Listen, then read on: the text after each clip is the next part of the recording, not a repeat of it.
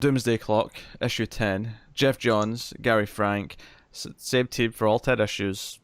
You know the drill at this point. We know what we're doing. It's been nearly 2 years. You know what you're getting. Yes. Since the last issue? Feels like it sometimes. Yeah, right. And this issue is kind of a big deal. This issue kind of just casually drops in a whole new concept about the entirety of the DC universe. Yeah, this out Morrison's Morrison.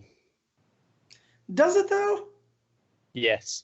I feel it plays in the same sandbox, No, but whereas it builds on it. Don't get me wrong, and it's related to Morrison, but it's a higher level than even Morrison's shenanigans. Well, that kind of goes with what I was gonna say. Whereas over here, Morrison's over here making psychic scorpion assassins, and John's over here like, yeah, I'm just gonna build this really detailed castle in the sandbox, So, but yeah. Poof. Yes. Let me just say, as a Superman fan, this is the issue I've been waiting for, right? To see how Watchmen and the DCU go together. And I kind of had a feeling it was going to play on like the origins of Superman, being that he's kind of he's not the birth of comics, but he's the birth of superhero comics, right? So, and Watchmen was a deconstruction of the superhero genre. And so I was waiting for them to kind of, I don't say pile up, but when are those two threads going to weave together? And it finally happened in issue 10. Yeah, the story of this issue is really just Manhattan sort of telling his story of how he came to the DC universe and what he's been doing essentially, and it ties into the actor from the old movie, and notably he arrives in 1938, and that was before we got to the Superman stuff, but I noticed that year immediately. I went 1938. That's very specific. April 18th, which I did cross check, and that is when the first issue was published. Yeah, Action number one of Action Comics. Also, but it goes a little bit further because it goes to 1928 when he first arrives in Hollywood. So it fills in a little bit more of the actor's story, which I liked, because it did make it feel like the Black Freighter stuff, and almost John's commenting on culture. That this almost feels like a different world because it's almost 100 years ago. But it kind of is similar in many ways. So when does it go to the 20s? It's 1928 when he first gets there. He tells it's January 31st, 1928. Carver Coleman arrives in Los Angeles with $17 and clean change of clothes. Oh, so Manhattan's not necessarily there in 1920. No, okay. But that's where you get filled in on the story. But he first shows up on April 18th to talk to Carver Coleman. Yeah. Because that's a significant date for Manhattan. Because he specifically says, April 18th, 1930, I am drawn to Superman's world for reasons I don't understand in this moment. And he even talks later on about how, why is the time different? Why is it 1938 when I came from, 1980 something? Yeah. Yeah. Because we start with like the black and white scene from the movie, but then we get the cut, and it's like, okay, we're actually in this time period now. We're not just using this story to represent things anymore. We're actually going to be here, dealing with the character, the actor. This is Frank just flexing his muscles, because the fact that it goes from intricately shaded black and white to color, like as soon as you change, it's almost like Wizard of Oz. That's there, like the two worlds. And is that supposed to be Hedy Lamarr? Yes. Okay, because that's an interesting thing too. She she was a femme fatale actress through the 30s and 40s, and she ended up like she really understood electronics of the time. Yeah. I forget how, but she helped the military develop the wireless sinking missiles so that they couldn't be jammed during World War II. And then they took those patents and started applying them to walkie-talkies and telecommunications. And finally, it was that patent that helped, put together Wi-Fi. So the reason that we can do anything anymore is because of Hedy Lamarr. And I thought that was pretty cool that Johns puts her in here. And she's kind of a godmother of the modern world. And here she is in 1938 acting. Well, not 1930. It's 1950s at that point. But yeah, that was a kind of subtle choice there. Yeah, no, I like that, and Carver's in a bad spot. There's a lot of stuff because the thing with Manhattan narration is that he's constantly jumping around in terms of Yep. where he is in the timeline. Like, It's impressive that you never feel lost, though. You always know Yeah. exactly where you are. Like, it always makes sense when he says something. Well, it does, but jumping around at the dates, that's why I read it twice. Because I feel like I'm doing the zigzag, right? Because you're looking at these different, because he jumps back and forth. So I was just looking at the individual dates. I'm looking here in the You know what I space of 3 panels. Yeah. You're on Mars in present day 2019-ish, whatever the present day is at the minute of him, defeating all the heroes last issue. And the next panel Right. is mid-80s back in the Watchmen universe. Right. And then the next panel after that is April 18th, 38. Yeah. Yeah. Before we even get to that page, though, like the interest is the idea that he's going to be dead, right? Mhm. And the day before he dies, he has this meeting with his mother, and his mother's essentially basically brings up that he's got a lie, and she's blackmailing him for something. And I couldn't help but feel like the whole idea of his mother being the one who's behind his death and blackmailing him. Like, I don't know if there's some commentary on here about the idea of the creator being like the demise, the person, right? The idea of we're talking about the DC universe, that the creator can be the problem. Firefly. Oh, we've seen that, haven't we? Oh, I've seen that. Yeah. Well, yeah, and just and how that plays into Manhattan, and him being a creator, and how he was created too by an accident and whatnot. Like there's all these shades that go like not shades, but levels that Johns is slowly building to take back down. Yeah. So Manhattan, yeah. Well, after the introduction of Carver Coleman, it's kind of like, so we're on Mars. It kind of establishes that he's jumping around again in time. If anything, this is the page more than anything. It kind of just sort of gives you the flow of what the book's going to be, and then he's back in the 30s, back in 1938, and then we get to the actual meeting with Carver Coleman, which happens when he's been beaten up by the police because he's a homeless guy. Because he's down in his luck, things aren't going well, and Manhattan appears and deals with the cops, and it leads to this kind of odd friendship between them. Well, it's because Carver's first reaction, even though the guy was just the cop was just beating him up, he whacked him on the head with the baton pretty hard by the look of it. Yeah. And then Manhattan shows up and blasts him. It's seemingly unintentionally is the blast. It doesn't feel like he directed it at them. It was more just his arrival. And then, Carver immediately rushes over to check if they're actually all right. And, Manhattan finds that interesting. That, okay, no, even that this is terrible. He's still, and this guy was just awful to me. He went over to help. Yeah.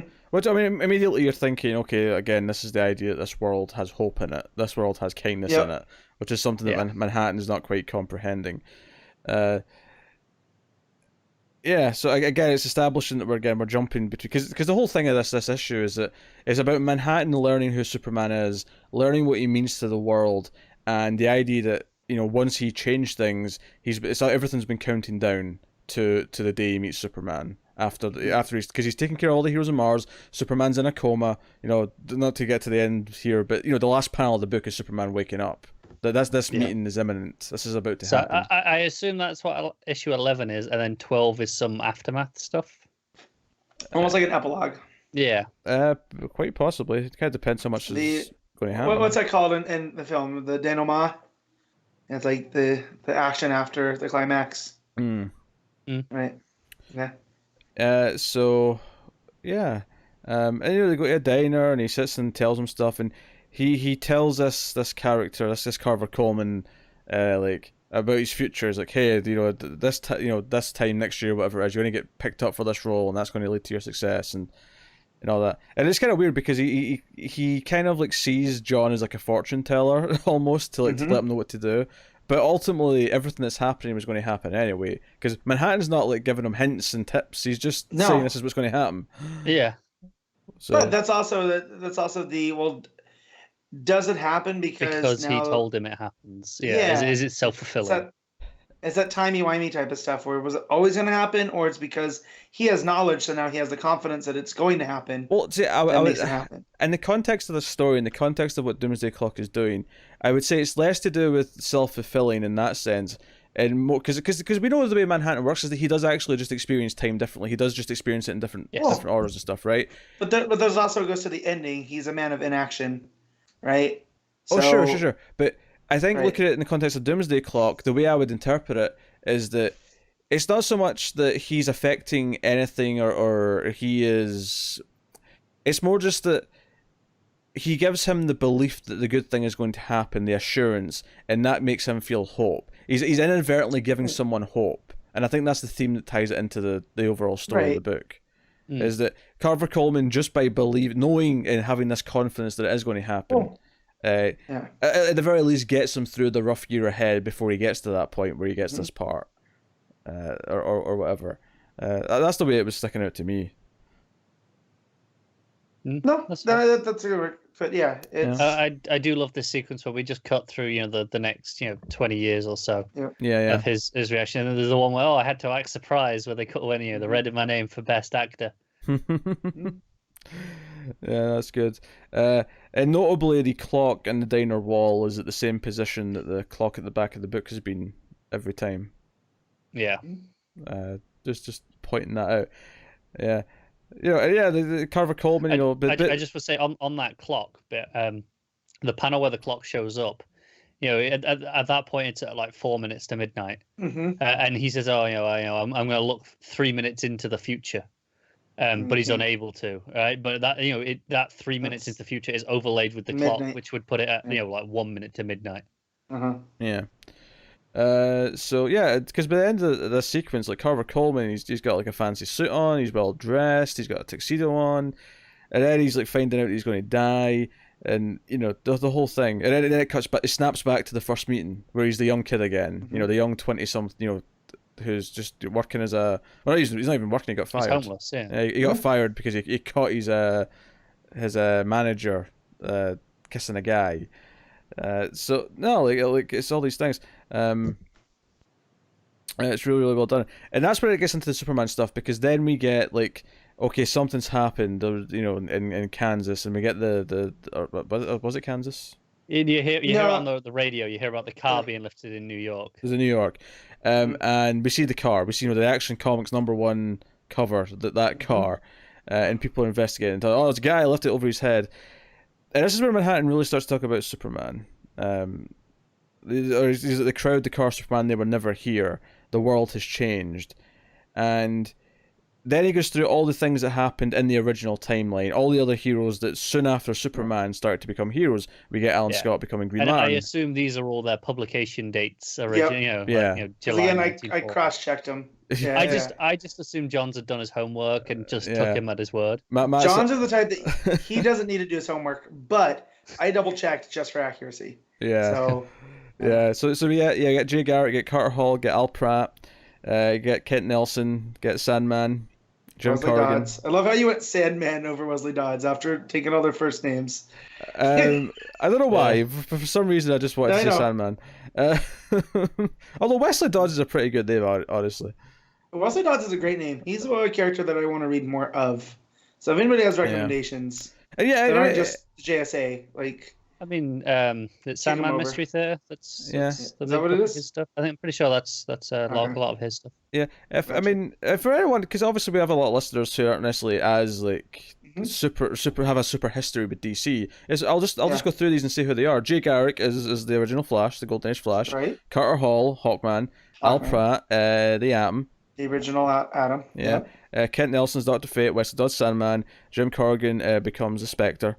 And Rex Tyler and Rex Tyler's our man at the bottom there, So no, this was a great page, because for those of us who have been waiting for the JSA like teases and stuff, and then you turn the page and you get the round table, you get sat at the table, and I'm like, oh, because this is the page that Gary Frank's been sharing for about 3 months, and I've been waiting on this moment. I'm like, finally. And I just love how they're talking about how Superman was an inspiration to them. And they're waiting for him to come and join them. And they've extended the invitation. You know, and then Right. Johnny Thunder's there, you know, with the Thunderbolt Yeah. spirit. And then ultimately, you know, once like it gets to the end, and the page of narration, or the panel of narration with Green Lantern towards the end of this, in the middle of the page, is it's November 1940. Green Lantern has never heard of Superman, and it's like Yeah, something changed. It repeats the moment, doesn't it? Because Yeah. you have the moment with the picture where they're waiting for Superman, and then okay, no, we move on, and they just take it because he doesn't exist yet. And he says no one has, you know, and it says where is he? It's not actually his narration that says that, but it kind of falls on neatly. So here's the thing. This is the moment in the book where I realized this isn't talking about Flashpoint. This is talking about the first time things changed. This is talking about Crisis. Well, not just Crisis, but just the idea of the Golden Age and, going to the Silver Age, right? Because then things changed. Because now we had to keep Superman modern, right? Yeah, so that's when it it was changes in the 56. 50s. Sure, yeah. But Right. what I mean is that, yeah, okay, sure, it's pre-Crisis. But what I'm saying is, this is the first, because as soon as he doesn't exist anymore, I thought, yeah, because they had to put him on a separate Earth, because they had to explain why, there was two Supermans at one point.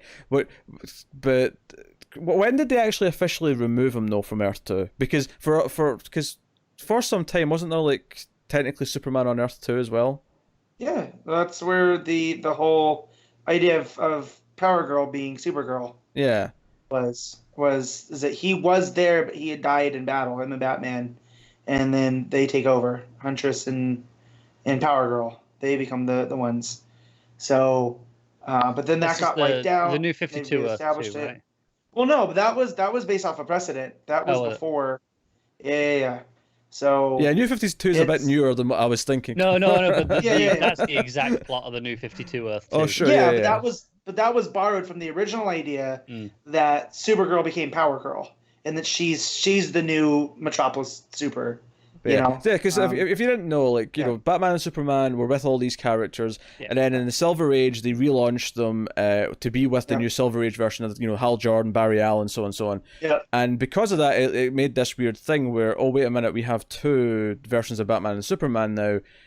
So they had this idea of there being two Earths, right? Of Earth 1 and Earth 2. Yep. And that's kind of where the multiverse started. Flash. Yeah. And again, it was the Flash. It was the Flash of two worlds that made them aware of one another. So again, playing with the continuity. So, yeah.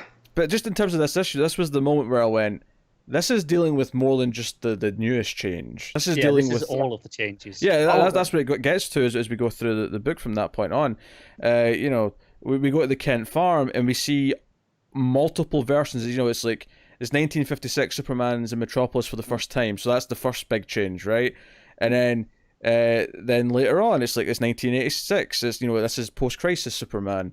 John Byrne. This is Byrne's Man of Steel. Yeah.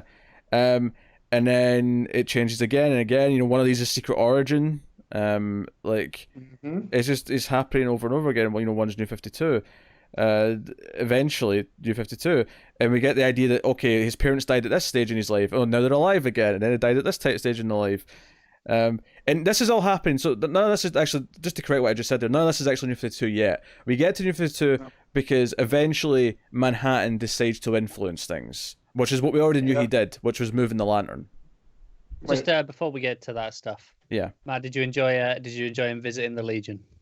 Oh my God, I got to that page. Oh yeah, and I don't want to say I cried. Oh yeah, I'm not skipping ahead yet. Like it go because he's like, Superman's like the center of all this, and then he's like, even in the future, millions of years or whatever, and then you get to that page and there's Cosmic Boy, 1,000 years from now, Lightning Boy, and Saturn Girl. And they're in the exact costumes that they were in that first on that famous cover of Superboy. And because he was so lonely, he was approached by teenagers from the future, so he could have a sense of belonging. And that even plays into the Johns and Frank Superman and the Legion of Superheroes story from Action Comics, right? Which again is pulling this issue was called Action. Yeah. So the fact this is pulling from different versions of all of that, oh man. Yeah, and it basically Manhattan comes to this realization that this Earth that he's on, this universe, and Superman specifically, seems to be kind of the center of everything. And he's in a multiverse, sure, but this particular Earth is different because what changes on this Earth or this universe affects all of the other Earths in the multiverse. And then he names it. He names what this Earth is, what this universe is, and he calls it the metaverse. This is such a fantastic How has this not been done before, this concept? As soon as I read that, I went, this is so simple. It's going to be up there with Hypertime, right? Like, Hypertime was another one of those ones that when I finally realized what it was, I was like, oh, okay, this makes sense. It's how we have, you know, all of this time passing in comics, but not really. It's because of Hypertime, you know? And now we have all of these changes and stuff because of the metaverse. So we're always watching the metaverse as the prime universe, essentially. Right. Mm-hmm. Earth Zero, right, is you change, that is the control. You know, when you're doing science, right? This is the control group, right? So it was meant to be. You change this, you see how the multiverse changes, right? And how everything else reacts. And this comfortably encompasses all the different versions of the multiverse. You know, the 52, the dark multiverse. You know, well, any other version, it works with all of them. This is the thing that the madman that Geoff Johns is like. Obviously, we're hoping this will bring back certain things that we lost, like JSA, like Legion, like, you know, so on and so on. And hopefully some characters get memories back, because, you know, the New 52 in a lot of ways was a really harsh transition because of what it took away. But ultimately what this book is kind of doing now is trying to tie in all of DC history into some kind of fabric that makes sense. Yeah. You know what this is? It's a crisis. This is Han Solo. Well, yeah, this is Han Solo saying it's true. All of it. Like, everything's happened. Like, there's been Crisis Undone. There's been 52 different Earths. There's been you know, infinite Earths. Yeah, infinite Earths. There you go. Yeah. So yeah, this does now, even more so than before, feel like a crisis in all but name. In the sense that this is the scope it's dealing with. Yeah. These are the concepts we're playing with. It's, for all intents and purposes, a crisis in terms of its, in terms of the way it shapes the universe going forward. And I mean, we're all assuming here at the end of Doomsday Clock that it's changing once again, right? Yeah. Like, if we're assuming the JSA and the Legion are coming back, I have to imagine that at the very least he's going to fix what he changed, because he'll come to learn that what he did was wrong. Right. He'll accept that. Yeah, this isn't... I know that Johns is trying to hint that this ends in a fight. There's no way this ends in a fight. That's not what this book is. No, that would be so... kind of out of left field at this point. I mean, Superman might try and punch him. Yeah. And that's where he's going to go, no, you need to sit and listen. And that's why... Whatever I think happens, that's why Manhattan can't see into the future afterwards, is because he does something that changes himself. Yeah, no, I agree with that. I think it's... So, you know, at the start of this book, when he's looking through the time, right? He's not aware that Superman has changed time immediately, right? It's, you know, as far as he's concerned, it is, you know, it's 38, and then the 50s exist, but Superman hasn't changed yet, right? There's that moment where for him it changes as well. Right. And so this blackness that he sees, it could be just, okay, no, this is such a shift that he can't see into the next stage of that universe yet. Yes. Yeah, that all makes sense. I'm following. He sounded really confused. No, I'm following. I'm not sure if that's kind of what they've set up in terms of the rules of the way it changes for him. I feel like it'll be more like either he will literally die, but I feel like kind of ultimately it's going to be about convincing him that him learning and realizing, either on his own or being convinced by Superman that he shouldn't have done what he did.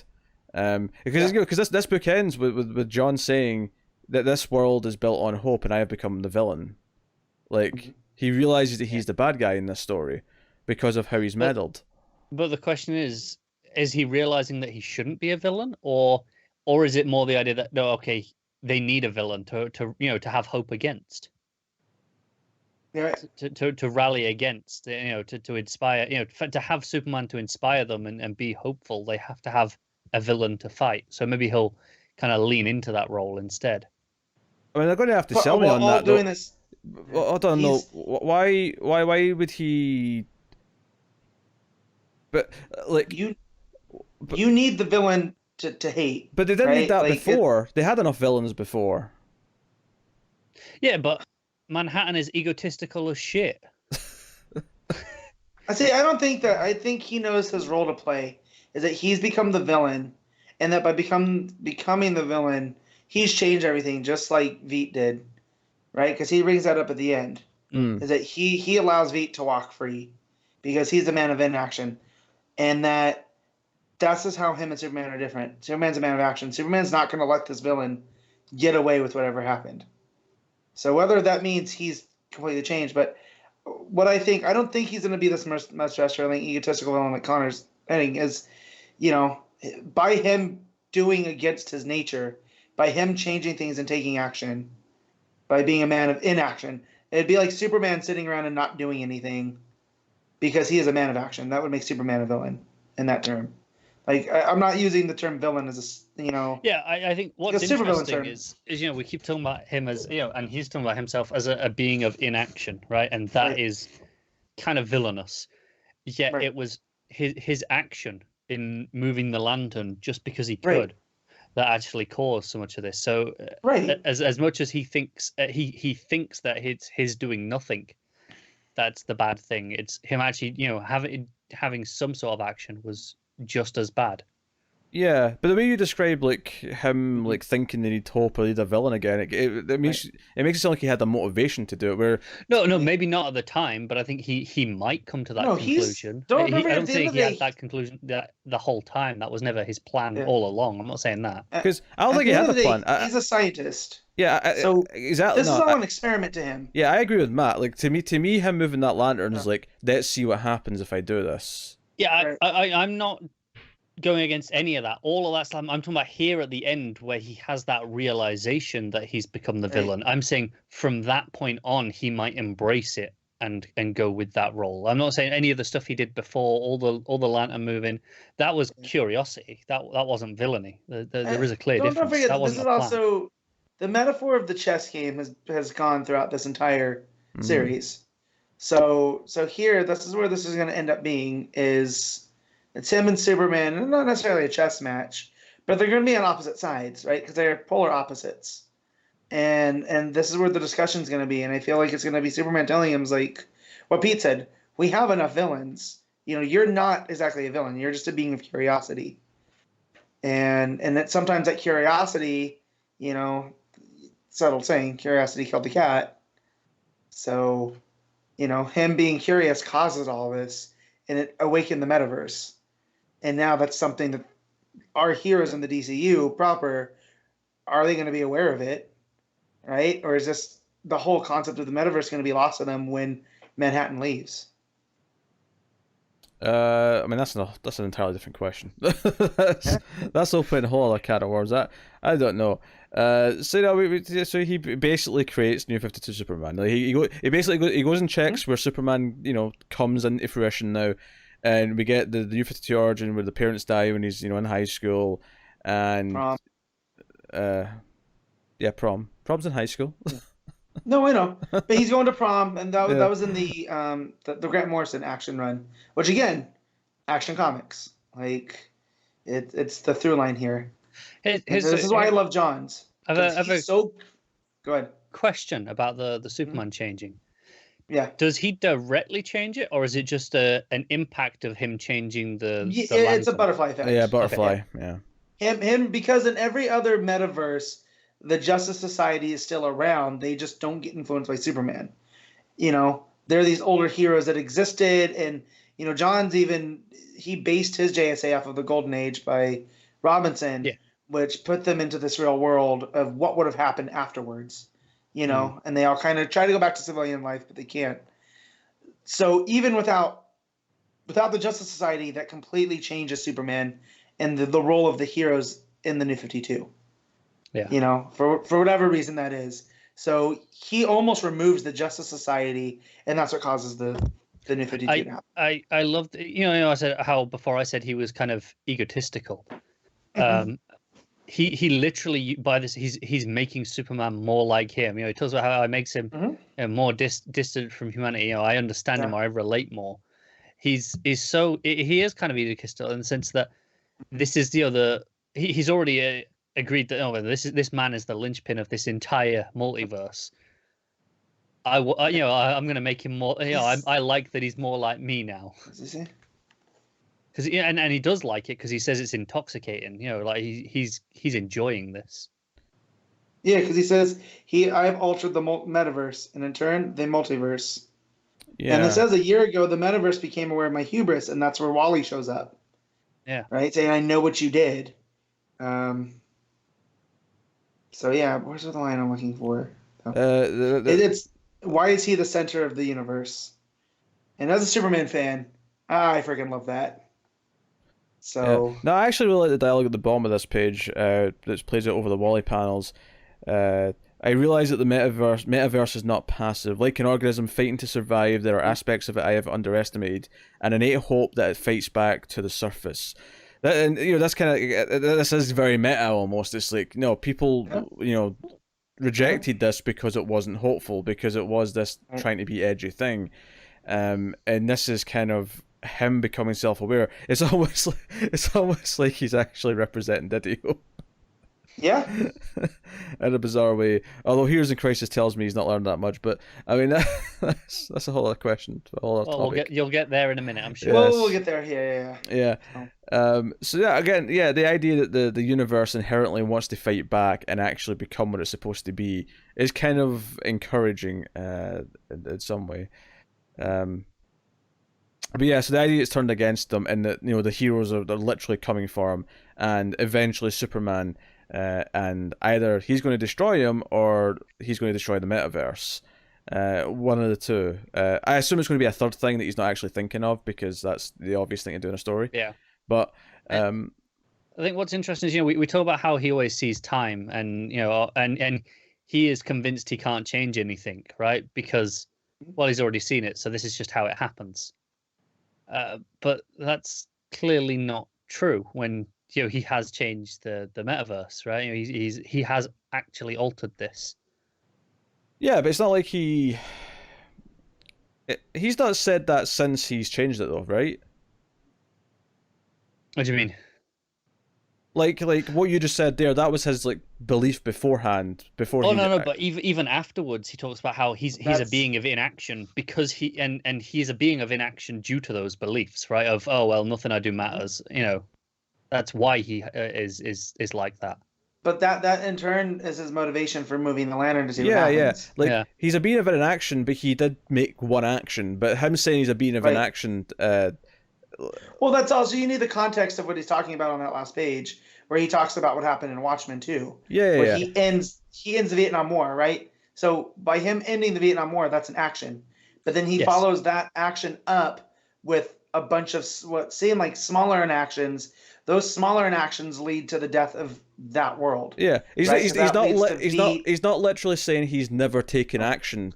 No. What I meant though is he only seems to take action of things he has already seen the outcome of, right? So to him, in his mind, it's not taking action; it's just doing what's already been done.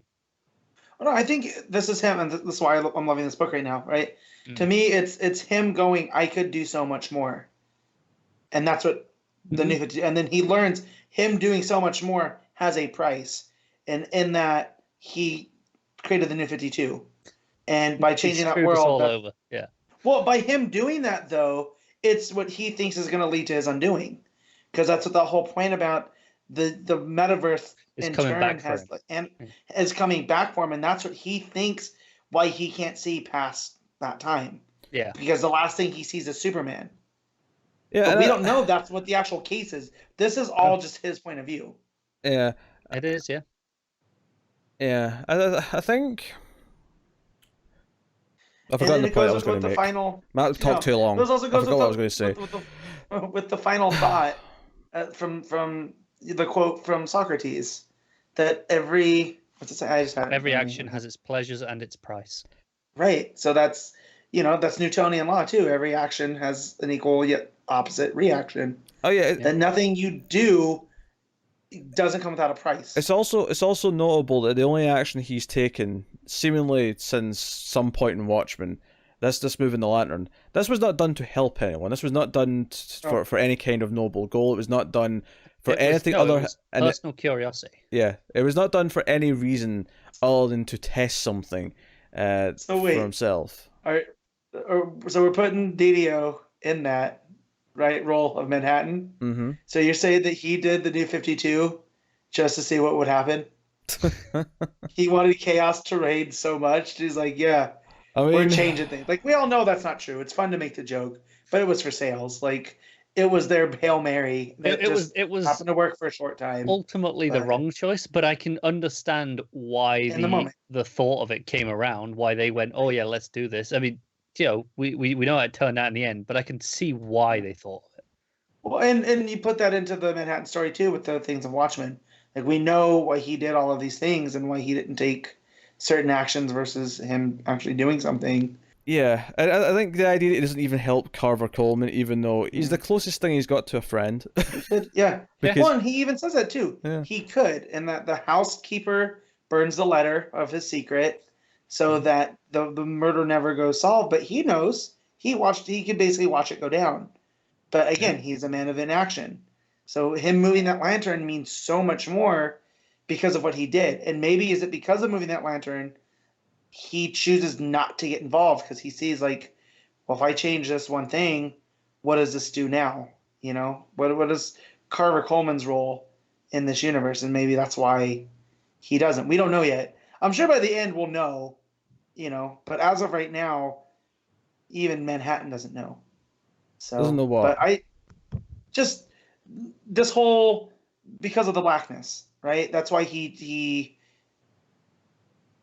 doesn't know what's ultimately going to happen because he can't see into that. Oh, sure. No, but I thought he was talking about Carver Coleman. But that's why there's that sense at the end here, because we're seeing that this narration comes after he knows he can't see into the future. Yeah. That he realized he couldn't help Carver Coleman because what would have that changed? Yeah, I get what Matt's saying. This is all his hindsight now. He's saying because he changed the lantern and now he can't see anything. He doesn't know how any choices he makes would actually end up. He hasn't got that certainty that he's always had that his choices will, he knows exactly how they'll turn out.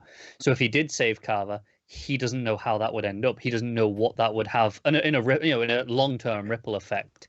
He doesn't know what would change. I think one of the things we have to talk about here as well that we've kind of glossed over in a weird way is the idea that things change at all, because without his influence, yeah.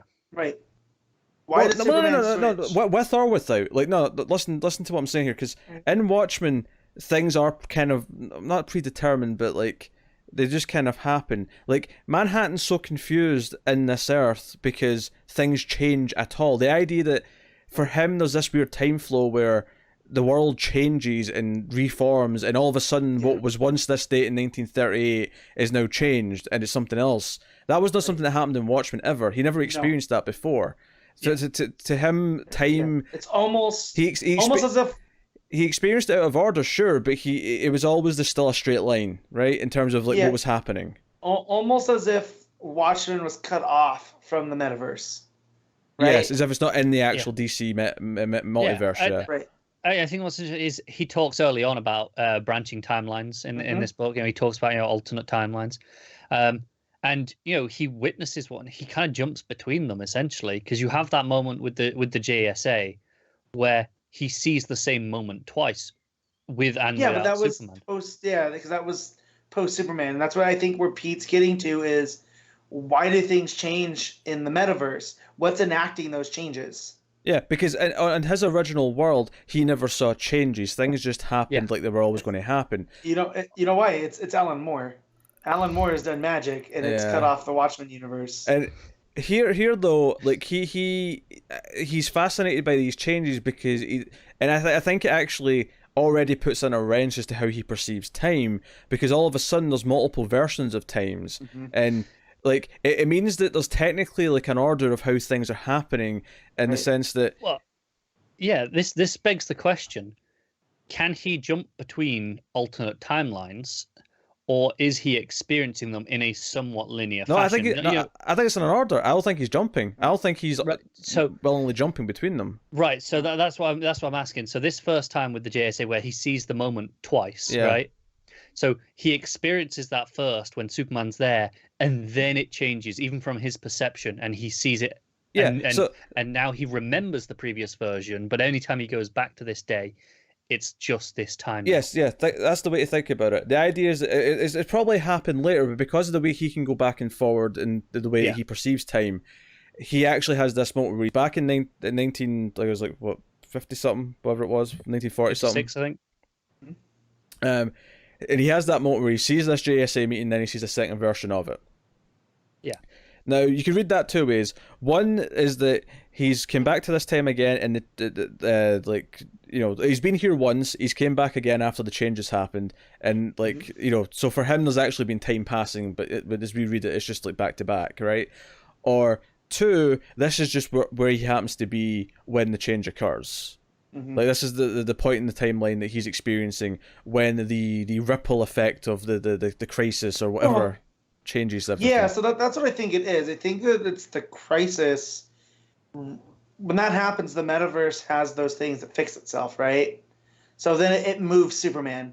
So now Superman isn't involved with the Justice Society.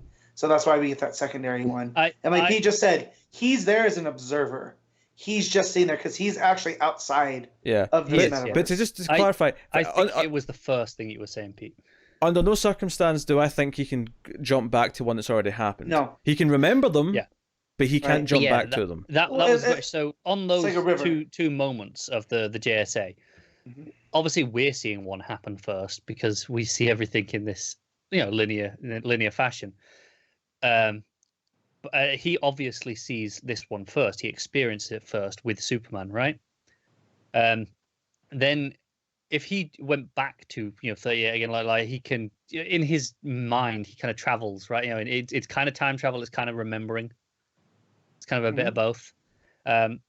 When he goes back there, and it's just the new version now. Yeah, it's just okay. Superman isn't there. He's not able to access the version where Superman was there again. He can't jump between the timelines to see that and see the outcome of that world along that trajectory. It's just he has the memory of being there. Yes. All right. So Carol Kilby gets shot, and then we're basically at the end of the book. But this is where he says, "I've become the villain. This is a universe of hope." He's on a collision with the Man of Action, and Superman's eyes open.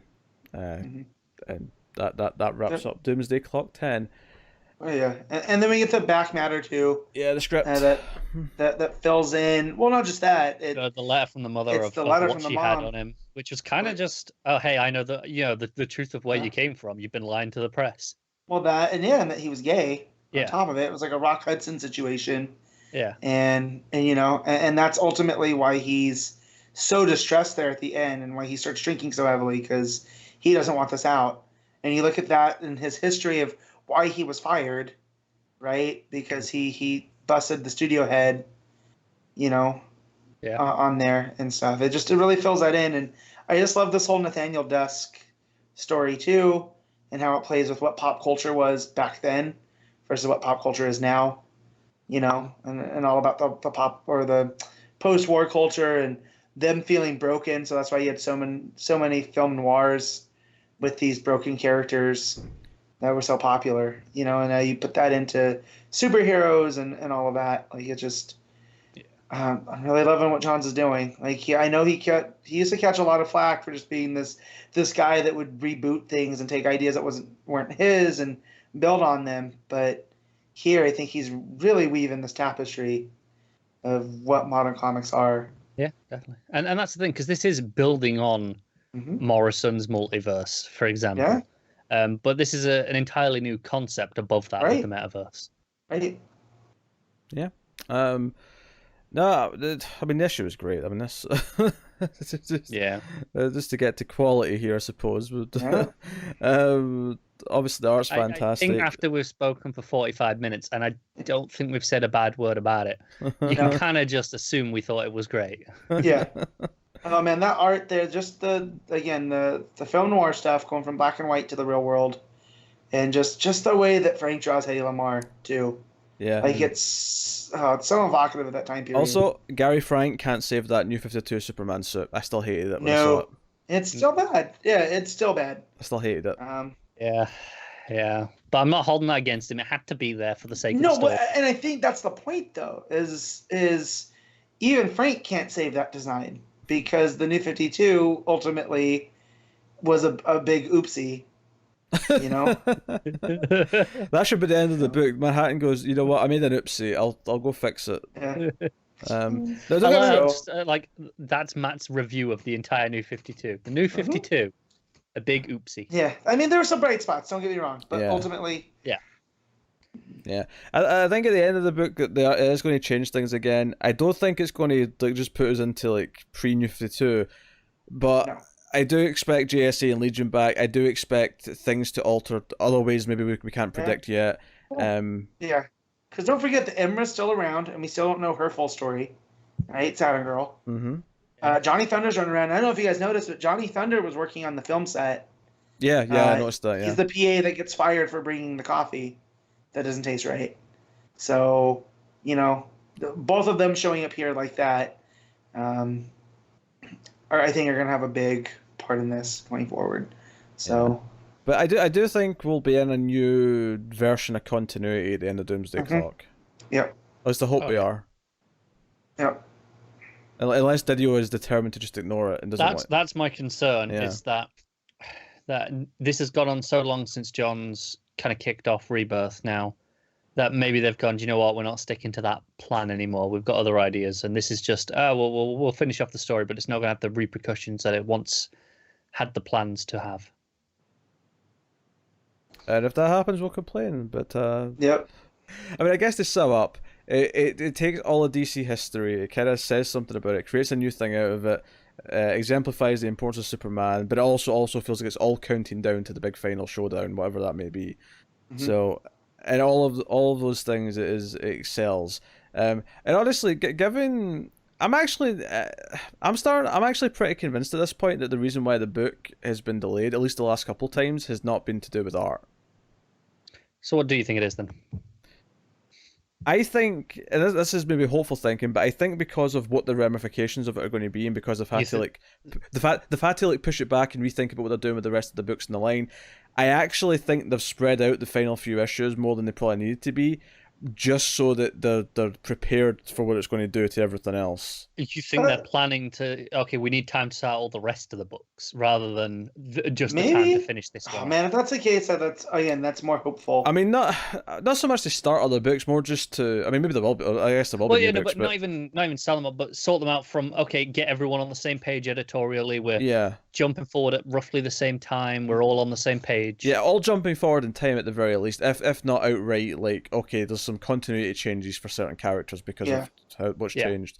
And the reason why I was thinking this is because I saw someone point out online that Frank had been working on issue 10 and was maybe even nearly done it before issue 9 came out. And we've had delays to issue 10 after issue 9 came out. It's true because like I said, we've been seeing that page of the JSA for at least 3 or 4 months. Yeah. So it seems like there maybe has been some genuine delays. Obviously, the fact that it went to every other month was obviously a genuine thing that needed to happen. But it feels like some of the recent delays where it was like, oh well, another week.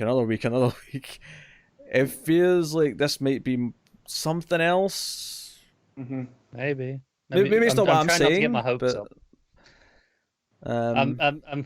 I'm still feeling quite cynical of post Doomsday Clock because John's is very not involved, and feels like he has very little say in what happens after.